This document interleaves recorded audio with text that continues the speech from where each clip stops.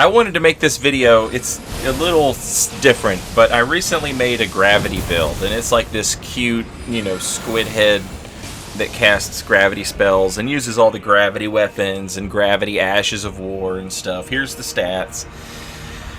But as it happens, this is a thing where you'd make a build and you know, you're trying to do like a cool theme or like, you know, cosplay or whatever it is. You know, you're trying to do something fun and you get dragged into all these invasions where people are like, maybe it's fun for them and maybe there are invaders who find it fun, but I am just 100% outclassed against like every build that's making an effort. You know? And, you know, going to meta level-ish, like 139 invades down to 125. So, like, going to that level is kind of just asking for it on my part. But, you know, what are you going to do? Just try your best. And, so I had all of these invasions, like, back to back the night after I finished this build. And it was just nightmarish.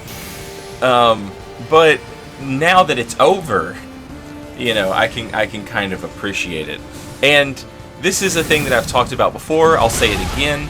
If you invade someone and they have a Taunter's Tongue and they leave the Taunter's Tongue up, that is a person who is at least kind of being sporting with how they quote-unquote gank, you know?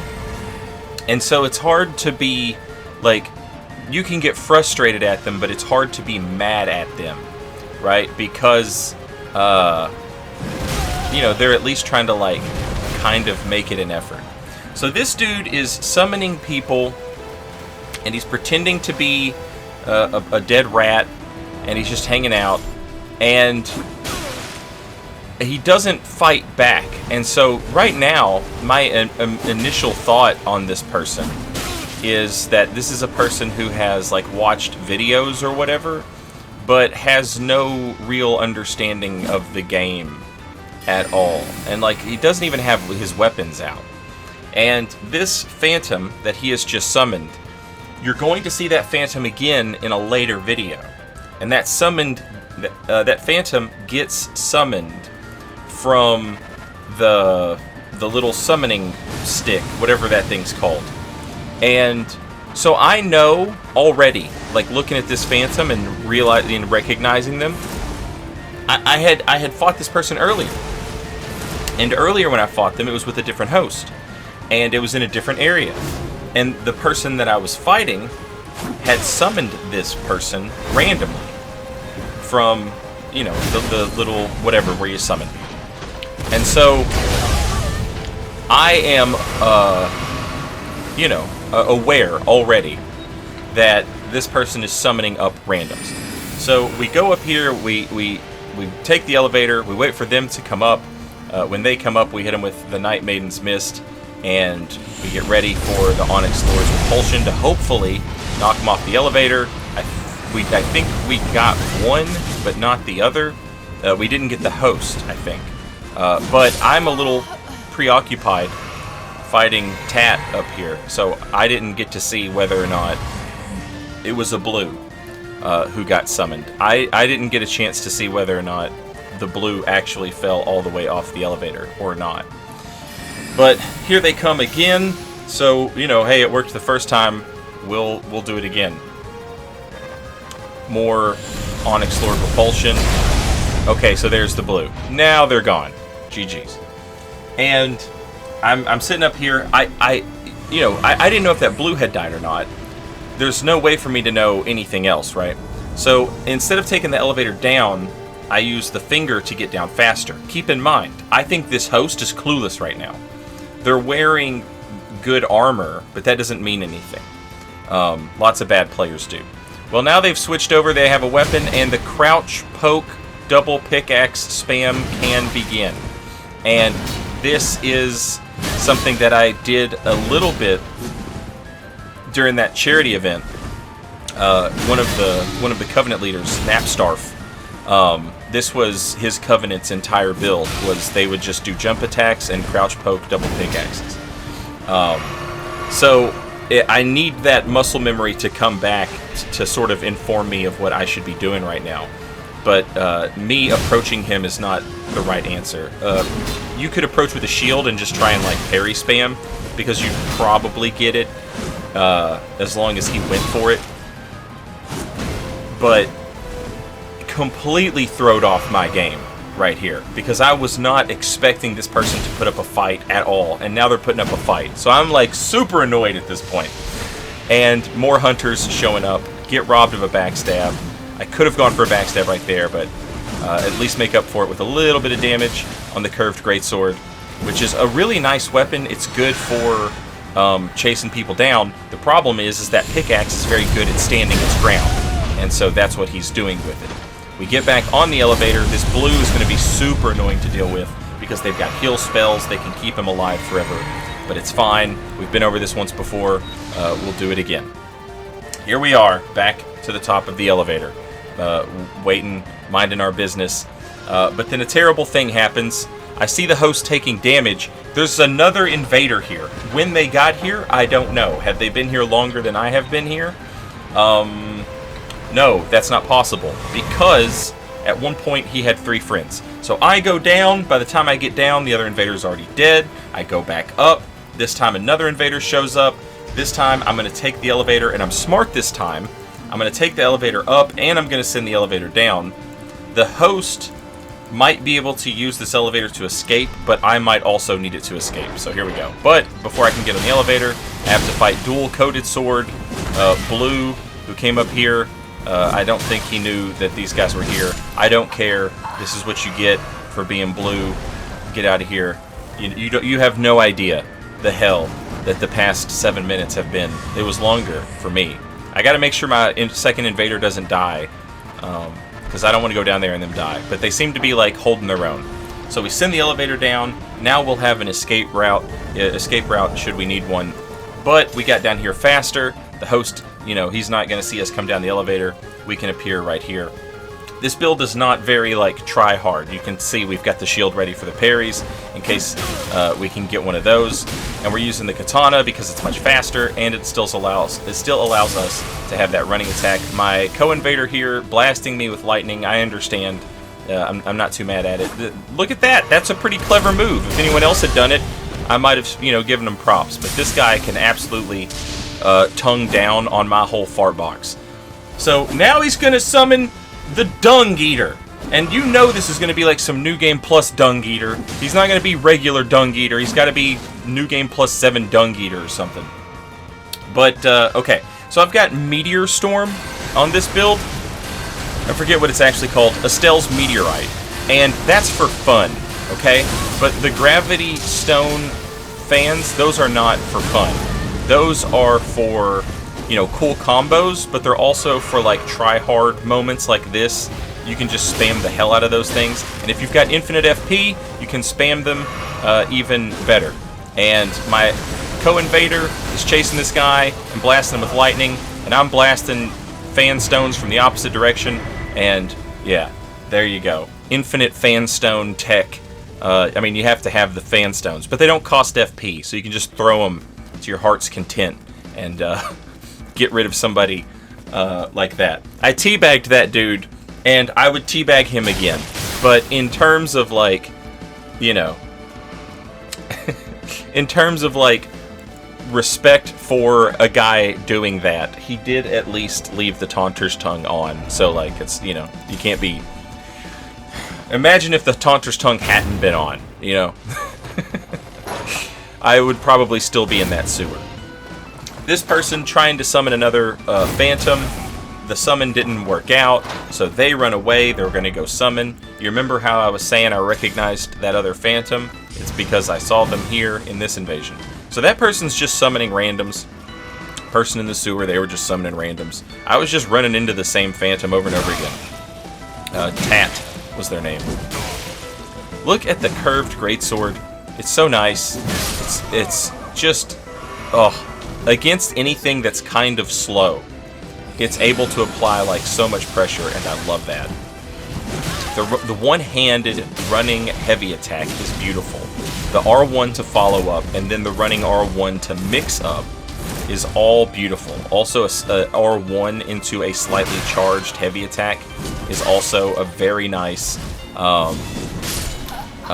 little mix-up that you can do that hits pretty frequently. It's just such a great weapon. I would say that it's probably like the best weapon for this build and on this build. Although it does have a bit of a dex requirement, which I would not have this much dex. It's only 16, but I would not have this much dex if I wasn't using this weapon on the build. So dual bleed, light roll, and I'm pretty sure when they drink their wondrous physic here in just a moment that they are having the physic that increases iframes on your rolls, I think. Because they end up taking a bunch of damage when I hit them, but they become even more hard to hit. So this is like nerfed light roll, you know, like they nerfed light roll in 1.09. So this is when it's nerfed, the light roll. But with the wondrous physic, you know, good lord. So we've got the dismounter with Cragblade. This thing hits like a truck and does frostbite buildup, which is very nice. And it's pretty good frostbite buildup on a fully upgraded dismounter. So we go to the shield. This person loves to spam that R1. They love to do rolling L1s. They love to do running L1s. I have not seen a single jumping L1 yet, which is perfect and beautiful. And that's all the things that we like. So we're gonna boom. Take advantage of that. GG's. Don't really get to do a lot of cool stuff in these invasions. You're not going to see collapsing stars or Estelle's meteorite blowing people up. You're not going to see any of that in these invasions. You're just going to see a whole lot of me trying really hard to make this dumb build work against people who want to play like streamers, but with none of the originality or personality or whatever. They wanna play like their favorite YouTube superstars. Dual lances, dual coated swords, and they've got what I'm going to assume is string that is dropped to them from, you know, their friends, their buddies on Discord, just dropping them string so that they can do that sacred buff, drawstring buff, forever, as long as they want, and it never costs them anything. They're going for crouch pokes with the dual lance, but they get hit, and now they're panicking, and now they don't know if I'm doing R1s or R2s, and to tell you the truth, even I'm not sure. Drink twice, it's always a mistake. In PvP or PvE, it is almost always a mistake to chug twice in a row if your opponent is close to you. It's like you just chugged once. GG's. Enjoy your lobsters. Yeah, dual-coated swords, right? Yeah. I was trying to remember. Pretty sure it was dual-coated swords. And... oh, this wasn't so bad. This wasn't so bad. I had a few invasions at the Windmill Village. I had 2 invasions against this group. I didn't save one of them. I don't remember if this is the first or the second. In one of the invasions, they had 3. There was 3 of them. And in this invasion, there was... there's only 2. I don't know if that means I had already killed one of the phantoms. No, because in the invasion where there were 3 of them, I killed one of the phantoms, and then a blue showed up. And then the blue was like trying to do gestures. After I won the invasion, the blue was trying to do gestures at me like, yeah, wasn't that fun? And I was like, no, it wasn't. You don't know what I've had to deal with all day. I beat one guy, and then you show up. And they were like, yeah, look at me, I'm a Clean Rot Knight cosplay. Isn't that good? No, it's not good. You still have a spear and a rapier. So, no. That's like, oh, look at me. Hey, guys, I'm going to do a cosplay. But I'm a cosplay of a guy with a rifle. Isn't that fun? No, it's not fun. It's devastating. Anyway, I don't remember the Phantom that they had. I don't remember what their build was. But all of these players' builds like worked together really well.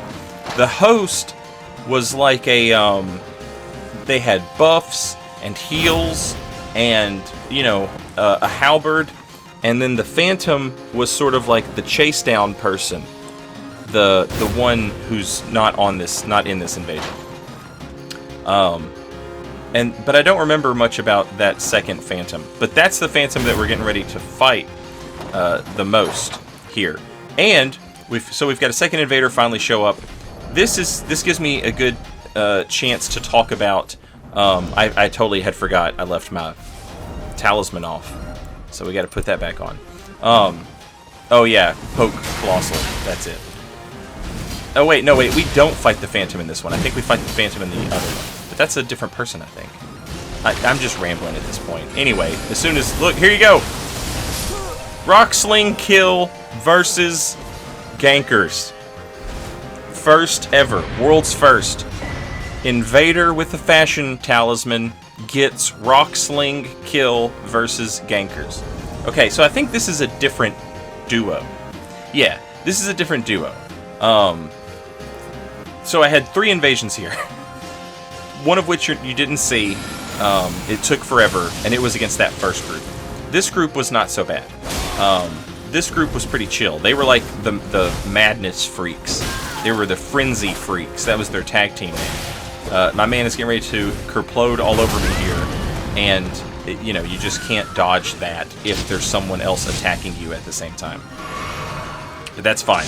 He forgot to heal after he kerploded himself. If I had hit him with that other gravity nodule, it might have actually killed him. But as it is, he just manages to survive. So sad. So sad. Using the heavy attack to interrupt poise.